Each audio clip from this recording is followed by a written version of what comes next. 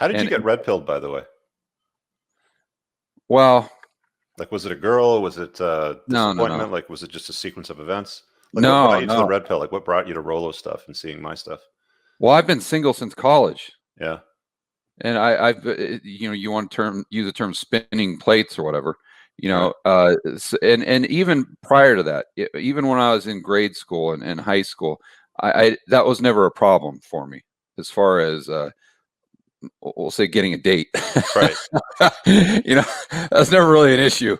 And then I played a lot of sports and I was athletic, and I just it's just we'll just leave it at that. It was never an issue. Okay. And then I started to make quite a bit of money, and so then it became even easier than it was before. And before it was very, very. How old easy. were you when you made your first million? I was a self-made millionaire at 34. Cool. And so, and you're how old now? 48. Oh shit, you're almost the same age as me, man. You're like, you're exactly the same age as me. Yeah. So so it was never an issue. And what was fascinating, must have been 2007 or something like that. And I never watched TV, but I stumbled across Mystery's show. Mm-hmm. Remember? Mystery Method. No, well, his show first. I stumbled across his show. Remember? The one where he walked around the platforms with the painted fingernails and the big hat and all that. Yeah, and he'd show the nerdy kids, what they were doing wrong and stuff. What the heck was it called? The Lovable Loser or something. I don't know what it was. Yeah. But anyway, I saw that show that he had on VH1, and I was immediately interested by it. I'm like, well, this is kind of a fascinating concept. and then I started to listen to the psychology behind what he was talking about.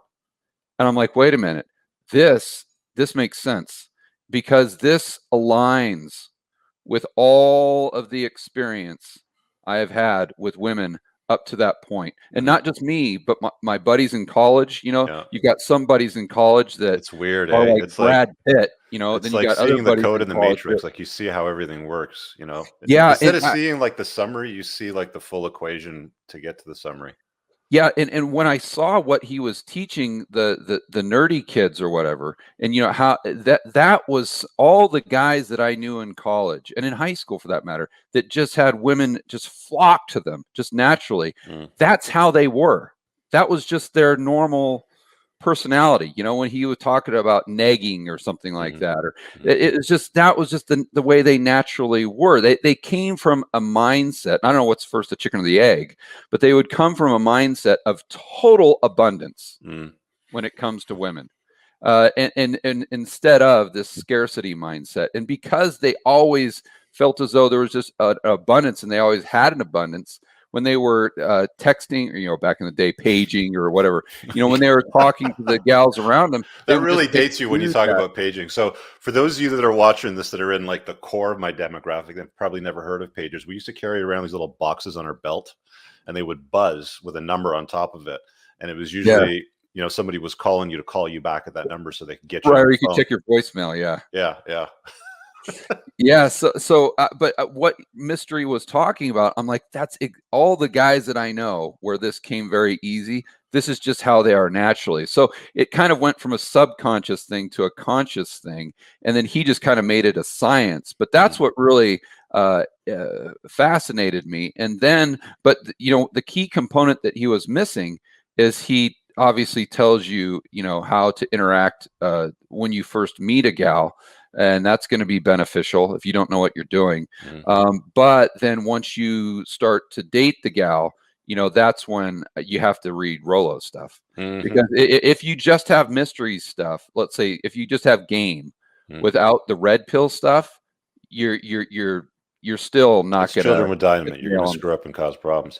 Hey, you've never been married. You said you've never had a long-term relationship, so you've mostly been a lifetime plate spinner. I mean, did you ever get like? What stopped you from inviting a woman into your life on a more intimate basis? I think there's a lot of things. First and foremost, when I got out of college, I knew that you don't have the conscious thought. I was just hardcore entrepreneur. That's all I wanted to do, is make money. I just really. Did you have an icon that you followed, like somebody that inspired you? What's that? Did you have an icon that you followed, like somebody that inspired you to become an entrepreneur? Like, I want to be that guy. Mm-mm. Not No, even, eh? no.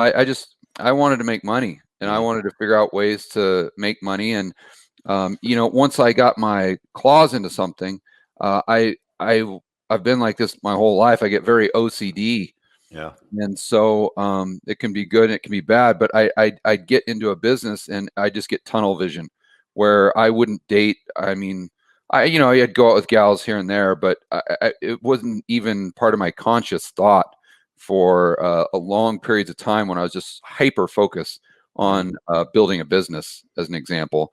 So there's a lot of things that go into it. I've always been very independent. And you You've saw always women had as getting choice. in the way of that goal, like they distract you from it or take you away from it, or Well, I think you can definitely allow that to happen, where Mhm. gals can be. I think for 99% of guys out there, they're a huge distraction because Mm. they allocate so much time and energy into pursuing women.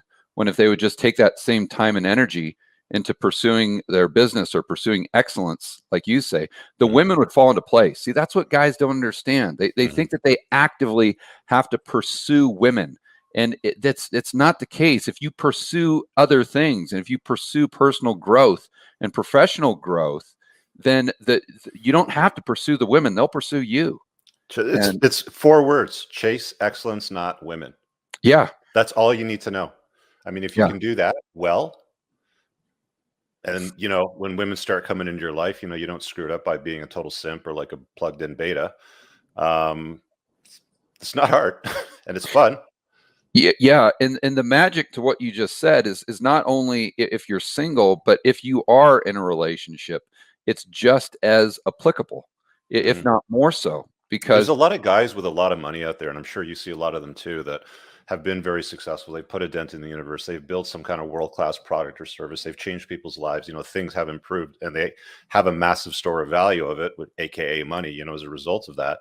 But they just like suck so bad with women, man. Like they've been through multiple marriages. They have just women that they just bend the knee to completely, even though they're like champions of their craft. I'm not going to mention any names, but you and I both know people that I'm very, very good friends with Mhm. that would admit that they fall into that category to a great degree. Happens to a lot of men, man, and I wish I could talk to more of those guys, right? Like, I talk to a lot of dudes, but those guys would have the biggest effect because of what they do in their lives with their businesses. Yeah, it's unbelievable that they can be so I don't know if alpha is the right word in their business Mhm. life, yet be so beta in their personal Personal life. life. Yeah, it's crazy. It's Yeah, crazy. I've Yeah, never it's a huge understood risk. that is, I think, the majority of guys that are like, because the majority of the guys have this idea of what women want, Mhm, and it's just completely skewed mhm. for whatever reason. They think that, well, women want you to just constantly compliment them and constantly buy them chocolates and roses and constantly just to defer to Praise them. them to every single decision you make. And what they don't understand, yeah, is that's not the way it works. That's Doesn't not what work. they want.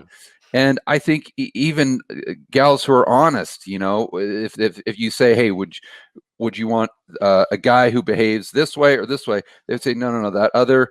If they're too sappy, if they're too over the top, it's just a complete turnoff. But it's not to say that you have to be a jerk or you have to be an asshole. No.